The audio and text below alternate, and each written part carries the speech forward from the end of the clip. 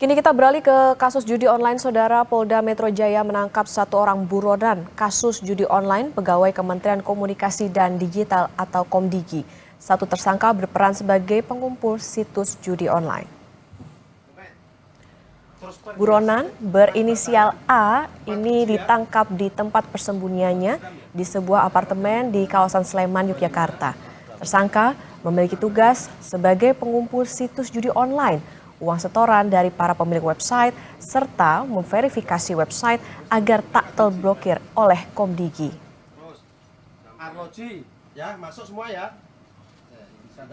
Kemarin, hari Minggu, tanggal 17 November 2024, sekitar pukul 03.00 WIB di Patralen Amarta apartemen, ya, sebuah apartemen di Kecamatan Ngaglik, Kabupaten Sleman, Daerah Istimewa Yogyakarta. Subdit Jatanras Ditreskrim Polda Metro Jaya berhasil mengamankan satu orang DPO kasus judi online yang beberapa hari ini diburu, ya, inisialnya A alias M. Ya, itu sudah berhasil diamankan. Buron kasus judi online yang menjerat pegawai Kementerian Komdigi ditangkap di Sleman, Yogyakarta. Tersangka berinisial A merupakan suami dari tersangka D yang telah ditangkap sebelumnya. Dari hasil penangkapan, polisi menyita uang dan aset senilai 16 miliar rupiah. Hingga saat ini, 23 orang sudah ditangkap dalam kasus judi online yang menjerat pegawai Komdigi. 10 orang diantaranya merupakan pegawai Kementerian Komdigi dan 13 orang masyarakat sipil.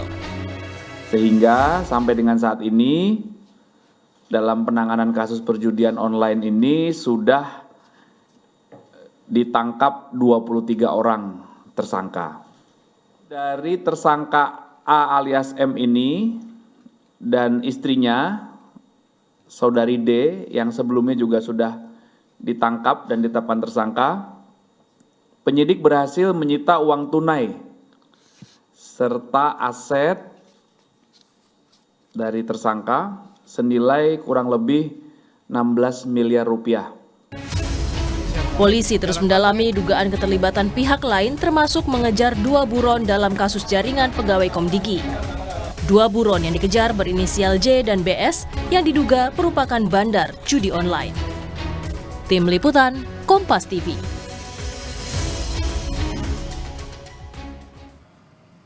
Saudara, yang kemana-mana, Sapa Indonesia Pagi akan segera kembali dengan informasi lainnya. Kalahkan Arab Saudi 2-0, Timnas Indonesia meraih kemenangan pertama di babak ketiga kualifikasi Piala Dunia 2026. Simak selengkapnya usai jeda.